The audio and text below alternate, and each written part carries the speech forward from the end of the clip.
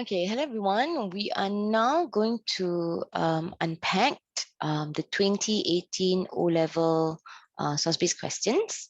Okay, so let us now take a look at the question itself. All right, so for the first question, it is a message. So again, as we remembered when we talk about messaged, we are looking at specifically the message statement. Okay, so you must remember when you talk about message, it is always to something. Again, like all message questions, you must make sure that you identify specifically the audience of the source itself. Okay, now the next part is question B. Do you think that the cartoonist of source B would have agreed with the author in source C? So again, in any source-based question, specifically, yes, you do know that this is a compare and contrast skills, but always answer the question. All right, specifically because this question asks for agree, you must use the keyword, which is agree. And the opposite is, of course, agree and disagree. Okay. Now, look at question C, slightly different, slightly trickier, but the whole idea is, of course, it is giving you two sources. And if you have two sources, there is always a need to compare. Now, this question is asking you, does source E proves that the concerns raised in source D are unjustified? A lot of things to unpack. First thing first, you need to know, one, the concerns raised in source D. What are the concerns? Okay, what is it that is trying to tell you? That is one. Okay, so this is the first thing that you need to take a look at it. Next is you need to take a look at the meaning of unjustified. Unjustified here, would it be, is it fair? Is it unfair? Okay, so as you are reading the sources later on, these two things must be in your mind. Okay, now for question D, how surprised are you by this source? Again, this is a very simple surprise question. So you are surprised because another source, when you cross-reference to another source, it tells you the opposite. Okay, you are not surprised by something specifically because it is supported either by your cross-reference to another source. It could be background information, or it could be specifically purpose. All right, okay. Now for question E, globalization of culture has positive effects. Now this is not an agency type. This is definitely a reason type question. So positive effects, the opposite is definitely a negative effect. So how far would you agree? So again, it is I agree, and then I disagree with the question. Okay, so now let's take a look at our background information. Always remember, background information is very, very, very important. Okay. All right. Has globalization affect culture? So it does link to question E or question 5. Okay, globalization of culture has a positive effects. So the effect of globalization on culture can be both positive, it can also be both negative. So let's take a look. It has a huge impact on culture.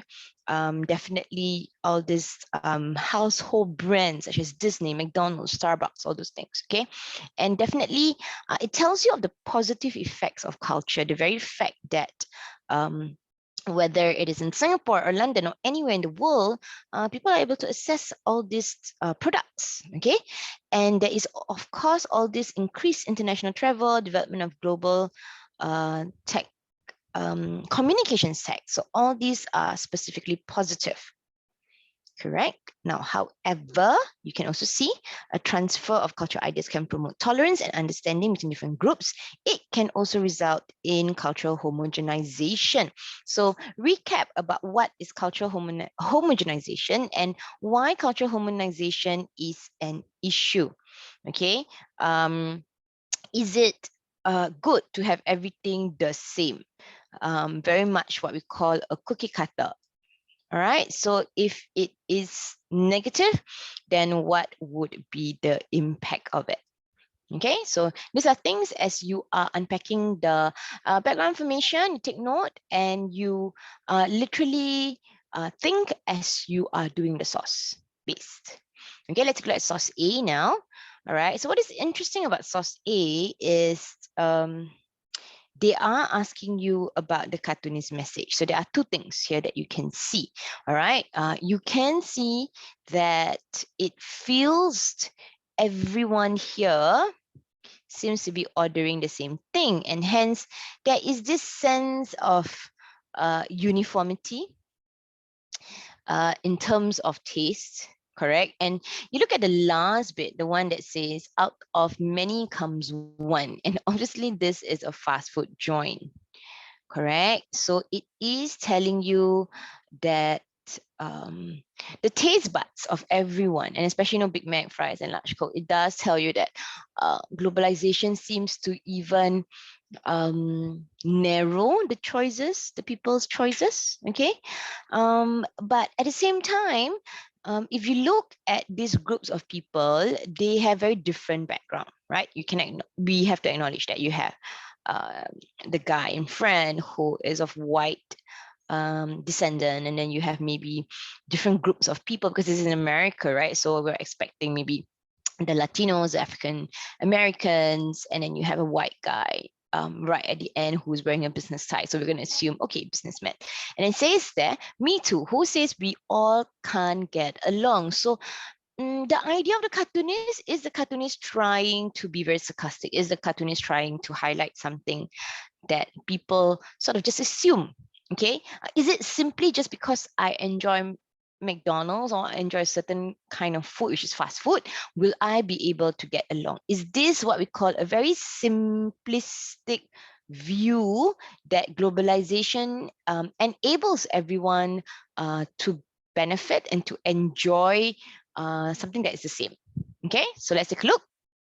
Now, what is the cartoonist message? Okay, it shows that globalization has resulted in cultural homogenization. It shows that everyone is queuing up to buy food specifically together, right? So this is a broader concept of globalization, and you can see that cultural homogenization was actually mentioned in the background information. So always go back background information, that's a key. It is also to convince to emphasize that it is too simplistic to perceive that eating similar food will bring about harmony. So I think this is the main message that you need to actually sort of highlight in your answer, that it was a too simplistic view. It was too easy. And this requires someone to look slightly at a different lens. Okay, it is okay if you had identified in your answers that, oh, it shows positivity, that globalization does transcends any culture, any kind of biasness. But at the same time, if you look very carefully, it is also to show that it is just too simplistic. Okay, so this is the two answers that were actually accepted.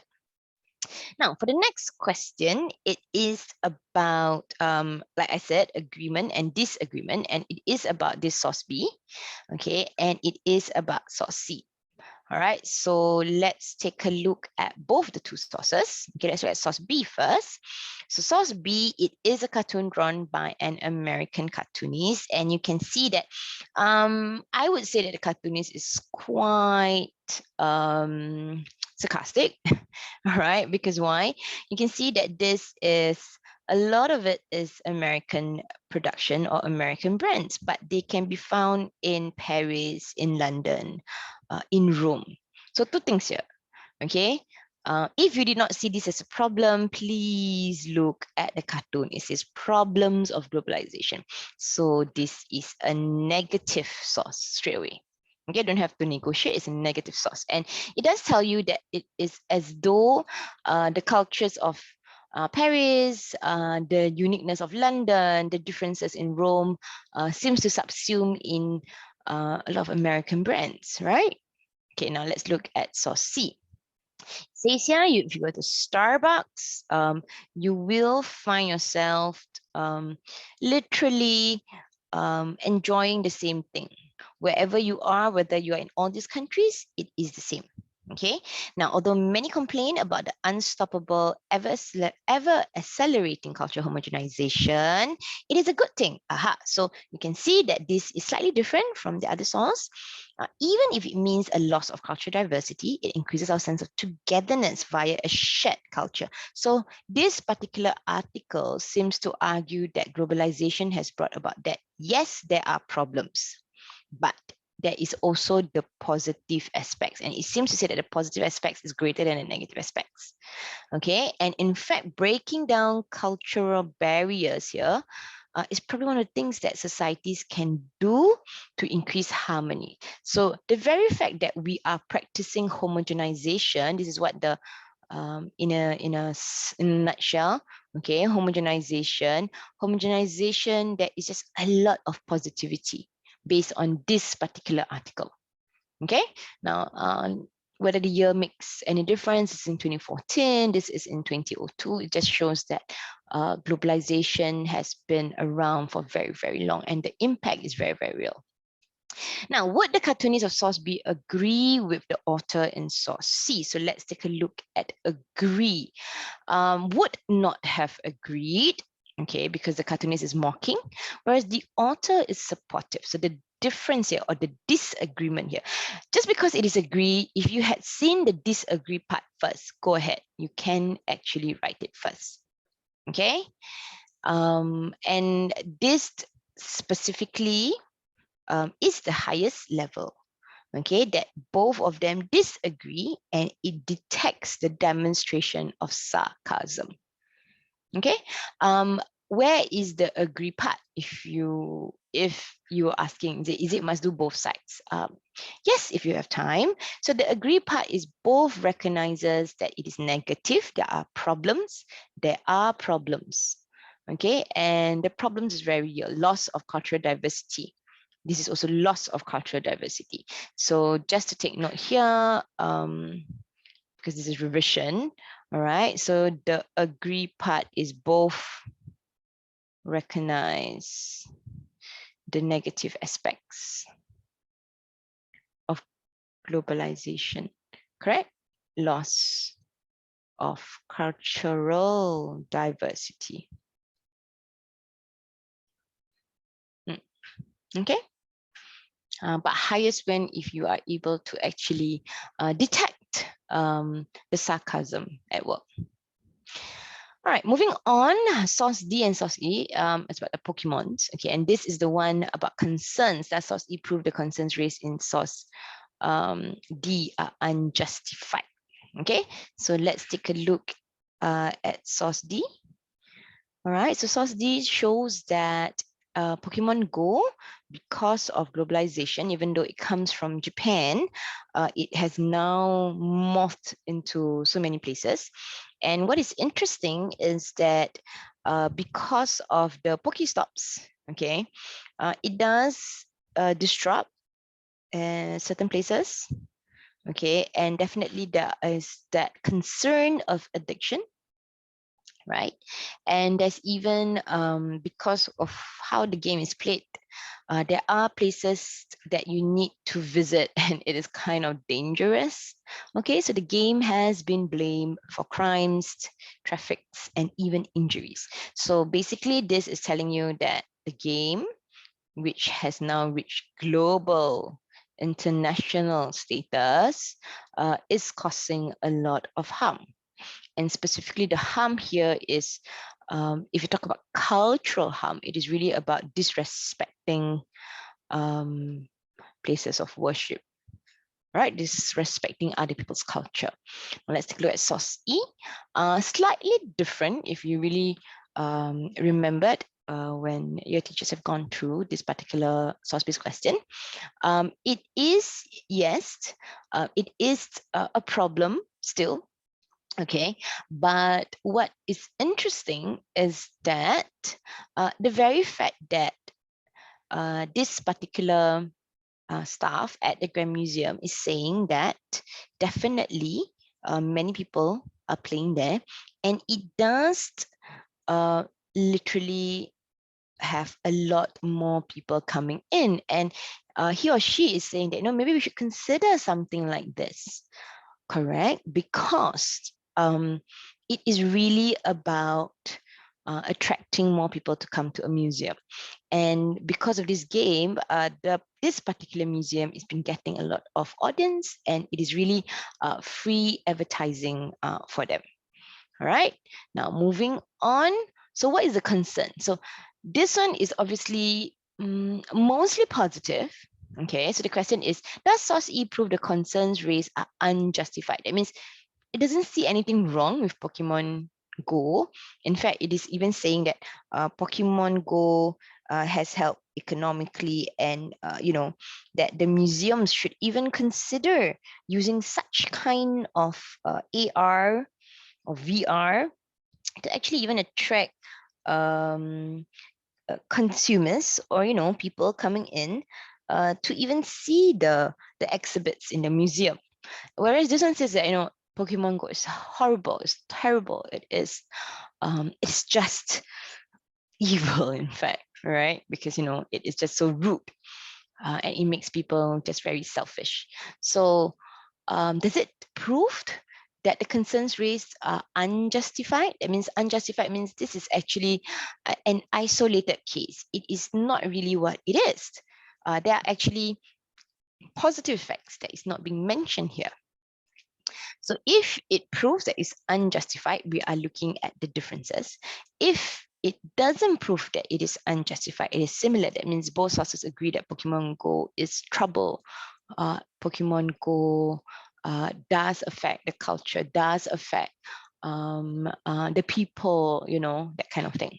So let's take a look at the answer. It proves the concerns raised is unjustified. So we are looking at differences, okay? Because one, they talked about different outcomes, okay? And if you see, source E highlights positive effects, right? The museum, right? However, source D is concerned about the side effects. Source E does not prove that the concerns raised is unjustified, as both does highlight, like what I said, the negative effects of the game. Agree? It does mention that that the game actually is just about attracting people who will not come, and it's a fair assumption that passing players will pop to play. And it is just like, I would say, just for the sake of getting the Pokemon, it's not really about visiting the museum per se. If the museum had been a personal space, all these people would basically infringed the law, I would say, or infringe the space. All right, and it is exactly what the religious leader in Sosdi are saying, that Pokemon Go is so dangerous. People can just go in and could create a lot of trouble. I think this is one of the main things that they were saying. Okay, now source E does not prove that the concerns are unjustified because he or she is obviously an employer at the museum, and it is expected that he would be supportive of Pokemon Go. It will increase the visitors rates. So very much that he is not concerned. In fact, he's more concerned that we should change our museum outreach to actually make sure that more people are coming in, and when more people are coming in, it brings about revenue. Okay. All right, now moving on for this particular question, which is question D. Okay, so it does tell you, how surprised are you by the source? Let's take a look. Source F is very, very interesting. Source F talks about a Bhutanese professor, okay, and he's saying a lot of negative things. He is saying that the arrival of internet has caused a lot of problems to their culture. A lot of children are now into wearing very Western dresses. There is also a lot of Western influence. And these are all the negative influence, okay? And social media has made it more individualistic. I mean, Bhutan is a very, very small country, and they have certain codes of society, and globalization has really changed all that. All right, and the very fact that because of that, there is an erosion of identity and values. Now, again, this is a professor from Bhutan. It means really an someone who's in the academia. Okay, so someone who's knowledgeable, someone who's able to decipher, but he is trying to stop globalization, which is possibly a bit hard, right? Okay, and let's take a look. Are you surprised by this source? I am surprised. Okay, surprised because the professor makes such negative claims. I mean, like being a professor, he goes, I mean, definitely he will probably maybe study overseas or study locally. Mostly it would be overseas. Now he is saying that it's very negative. And you would expect him to be a bit more objective and not blame the West, all of it on Western influence. In fact, at the end of the day, it is up to the individual whether or not they can be or they are influenced. Now, it is not surprising that the professor shares such point of view, because definitely as a professor, he would have been working with young people, and a lot of things he might even have done, okay, not done, but done. And he is voicing out his concerns, which the concerns are again very, very real. Okay. You can use, so this is priced based on just the professor itself. Okay. You can also take a look at you are surprised because, or surprised or not surprised, specifically because of the implication. I'm very surprised actually. Okay, it is not realistic, like I was telling you, on the part of the professor on his country, as globalization is actually inevitable. I'm not surprised that actually a lot of people are wearing fancy clothes or Western clothes, because I think it's normal. It's not only in Bhutan. I think it is a cultural or common phenomenon. So you're very surprised at his reaction, because it is inevitable for globalization. You are also not surprised that people are starting to wear more Western clothes, because everybody in the world is doing it. All right. Now, moving on, why at the end of the day you are not surprised? You are not surprised specifically. Of course, you can look at cross-referencing. Okay, but specifically, you're not surprised because this dilution of culture is very, very real. And when you cross-reference to source C does talk about how globalization results in a loss of cultural diversity, leading to cultural homogenization. It is a real threat. So you can cross-reference, obviously. Here is definitely is not surprised due to cross-reference. So take note about that. You're not surprised that the professor is concerned, because obviously these problems have been introduced recently to protect Bhutan culture's identity and values. They are taking a step. The government is taking a proactive step to protect Bhutan's culture. So it is not surprising that this is going to happen, and there will be people who are going to talk about it or discuss about it. Okay, let's take a look at this. Okay, this is the Marcus report, and I want you to look at the last bit. Stronger responses showed clear awareness of the relationship between the concerns raised and by the professor. And it was precisely because of the threat that globalization had on Bhutanese culture that laws have been introduced. So it is not surprising that the professor would say this, because now there is this law. So it is really about reflecting back on it. All right. Now, moving on, we are looking at taking perspective. Of course, this is not an agency question. This is a reason question. This is a yes, no, hence what is the impact? So as you are looking at all the sources one more time, as you know, you are revising and you are looking at it, always ask yourself, if it has a positive impact, so what? If it has a negative impact, so what? Right? Okay, so this is the condensed version of this particular source based. Okay. if you remember this part, if you remember source A, there will be sources that will say yes and no. So this is a both. Globalization of culture has a positive effects. Globalization of culture also has a negative effect. And why is that so negative? Because you will lose all your individual uniqueness because of cultural homogenization. However, people do get bonded, okay? And when they are bonded, there is this great sense of familiarity and it reduces discrimination. Of course, this is a very simplistic way, but it is a possibility. Source B, which shows the negative aspect, it does show negative, right? Because a lot of things are undistinguishable. You can find American products in everywhere, in Paris, in Rome, in London, everywhere. Okay, but the positive aspect is that there is a thrive in business, the economy aspect. All these MNCs, as they are providing jobs, okay, and it is quite cool to associate with global brands as well as culture. Now, so C, definitely more connected, better ties. Okay, the only thing that was not accepted is togetherness because it is in the source. So always remember, sometimes when you do the inference, make sure that you don't have it from the source. Okay, the other one is, of course, source D is negative, right? It is obviously negative.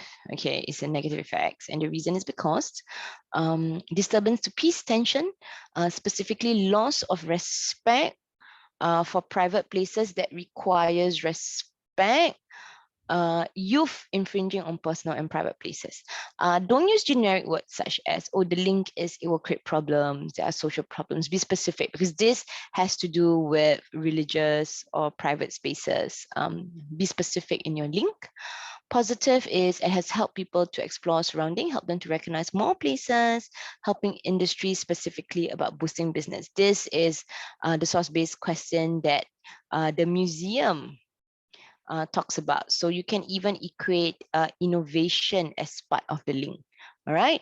And negative, of course, the Bhutan, neglecting their own tradition. There is a taking over of local culture, dilution of culture, I think is very, very important.